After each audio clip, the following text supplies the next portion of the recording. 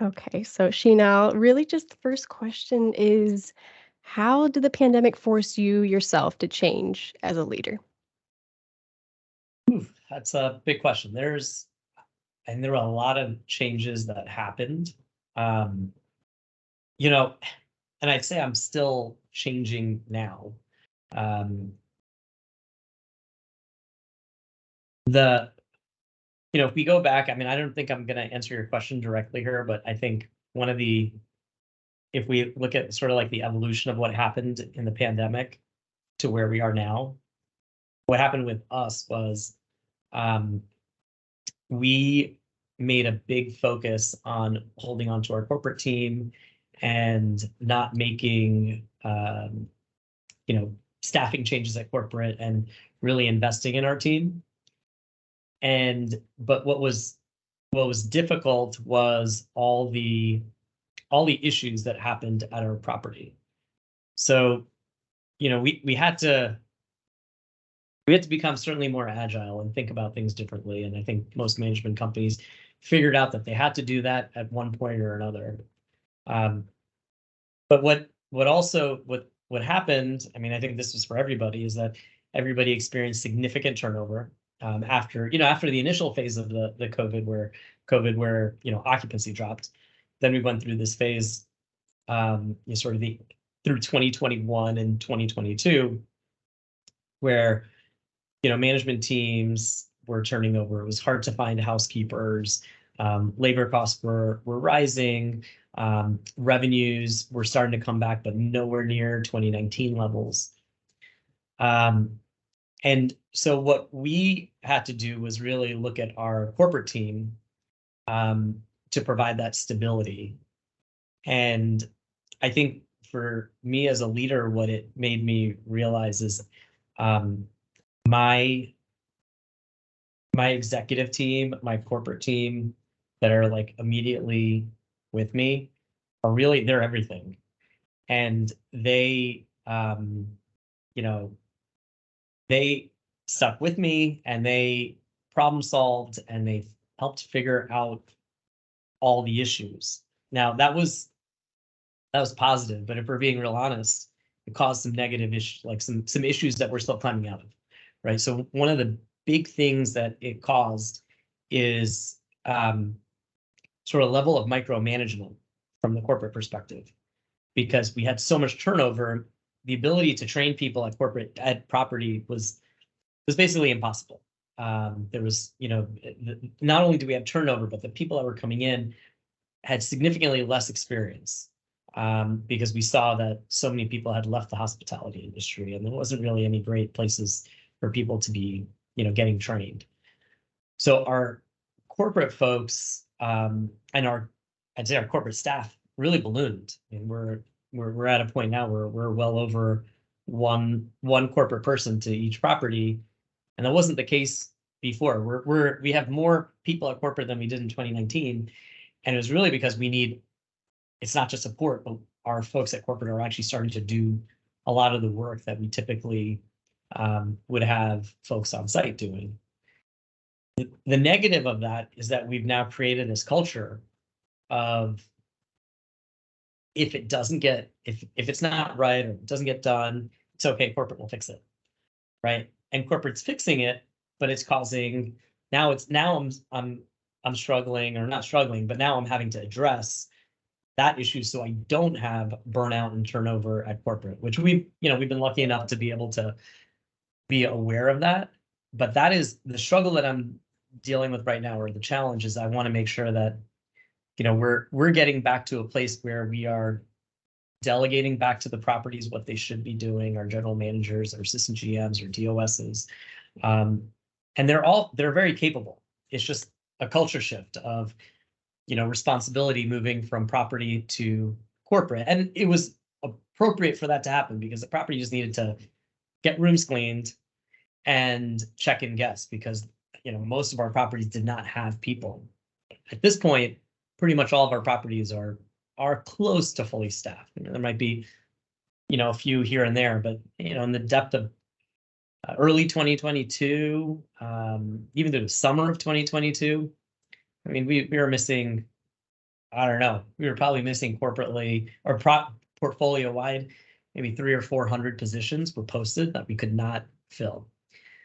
So I think that that's a long way of answering your question. But I think the struggles of COVID sort of it changed a lot of how we operate. And now my conversations with my senior team is how do we delegate back to the corporate to our properties? We have to trust them. We have to let go. They're capable, and that's a major culture shift. So maybe to summarize, it's just kind of like, do you feel that you guys will ever operate the way that you did in 2019, or is it forever shifted? Well, I don't think that we will operate. I don't think that we will operate in any year the same way we did last year. Otherwise, we're not improving and changing, right? Um, so no, I do not think that we will operate the same way that we were in 2019. I think what how we've changed though is we've become a lot more process oriented and going down to sort of basic operations and not expecting that someone coming into the hotel, even at the GM level, knows what to do. The expectation is that they have basic skills, but the way we're setting up our company and our sort of corporate team is to be able to teach our general managers, our AGMs, our directors of sales, everything that they need to learn to do the job. Whereas in 2019, we were able to hire experience and just expect, when they came in, it was sort of plug and play. That's not the case. And I imagine that for the, maybe 5 years, 10 years, until the hospitality industry, recovers from a human capital perspective, where people are getting trained and people want to get back into hospitality, and sort of the younger folks that are entering hospitality start rising through the ranks and becoming experienced. Until that happens, I think we're going to be in the same place where we are really focused on figuring out how to handhold our GMs or AGMs and DOSs so they can be successful. And it's been a learning process. I mean, unfortunately, like we've lost some good GMs because we were, late in a few cases in providing that training that we probably needed to. But we learned that, and now we're trying to change that. Yeah, as you mentioned, like the younger generations as they rise through the ranks, I've heard lots of leaders say they feel like they're missing the middle manager positions. Like there's just kind of a void there. And like you said, really just building up the staff so that that can kind of take those spots and you don't feel like you're, lacking in any area like that. Yeah, I mean, the industry lost so many people through COVID, right? They all Right. went to other industries. It will be interesting to see what happens with, just sort of the general slowdown in various other industries like technology. If that will, because I do know a lot of people went to work at, at technology companies, and if that will cause any people coming back to hospitality, it's too early to tell. Um, so maybe hindsight for 2020 is, what advice do you think you would give yourself for back then now, knowing what you have already gone through? Um, I think I I spent a lot of time trying to keep close connections with our property level leaders. I would call our GMs regularly, at least, basically at least a third of our portfolio every week. I was reaching out to GMs and DOSs. And if I were to go back to 2020, I think I probably would have um, maybe cut that in half and spent that other time making sure I was connecting enough with our corporate level team.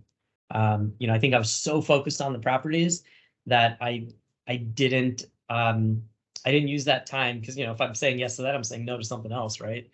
I didn't spend that time with our corporate folks, and and I have a great corporate team and I have a close connection with them, but it could have been even stronger.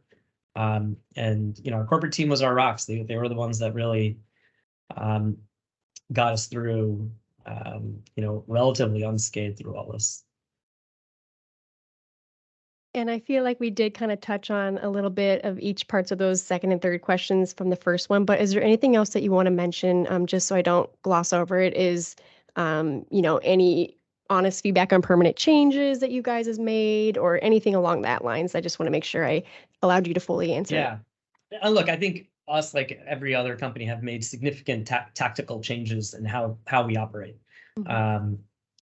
That's just changing with the times. I think that the big struggle that we're really well aware of, and that I'm spending a lot of time on, is the cultural shift of getting back to a place where we can delegate from our corporate staff and our corporate folks, that they can delegate to folks below them, to folks out at the property, and get back to thinking strategically, instead of just tactically trying to solve problems. Getting above the business, like the day-to-day business, and figuring out how we're going to solve larger issues in 2 years, 3 years, 5 years. And that's what I need my corporate team to do. And it's a struggle, not because they don't want to do it, but they're, to be honest, they're having to rebuild that level of trust with everybody else, with their team, with their teams, and that building that trust takes time. And until they build that trust, it's gonna be hard for them to let go. I think that's a cultural shift. I think that we're aware of. I think my guess is most management companies, if they're not aware of it, if they think about it, they have the same problem. Yeah, absolutely. Um, One I just thought of, and if you don't, feel ready to answer anything, that's okay. But is there anything that you feel like is better now than it was pre-pandemic, business-wise for you guys, decision making, corporate team, maybe even any specific thing that you feel like, wow, looking back, we're even stronger now in this certain area than we were even before everything happened? I think though, what it what it taught, especially our corporate team, is Mhm. that it is okay to make changes quickly. And I think what we learned in COVID is that waiting even an extra week causes damage. When a decision needs to be made, even if it's an uncomfortable one, make it fast. And that piece has stuck with us. Even though we've sort of gotten larger, our team's gotten bigger, we've have more properties now versus 2019. The decision-making process is quicker. And also, as we've developed processes for our properties, it's because they're green and trying to learn everything. We've also become more process oriented at corporate, and just how we do things, and things have become a little bit more standardized. But I think that's the one thing that's been positive coming out of COVID. I mean, I'm sure there's a lot of things positive actually that came out of it. My view is that anytime something like that happens, yeah, I mean, it sucks, right? Like, but it was certainly an impetus for change in an industry that does not like to change, right? Like, our industry is like one of these weird industries that is resistant to change. I hear so often, well, this is how I always used to do it. And I don't hear that anymore, ever. Like, not at all. Not at all do I ever hear that. It's always like, oh, yeah, let's give that a shot. Sounds interesting. Technology now is, I think that the other thing is technology. I think the reliance on technology, before we thought it was like a nice to have, now it's a need to have. And we're using technology so much more. I think, sort of this AI revolution is going to also significantly change and make things more efficient. I mean, we're already using things like ChatGPT. And I'm sure all the companies out there, are using it too. But, it's pretty unbelievable what some of this new technology can do and make, just processes more efficient, things faster. We're talking about, SOPs and processes. What used to take, maybe 2 months to get something in completely final form, I can get done in 2 weeks, because because there's so much more resources, and like the AI out there can surprisingly is pretty good.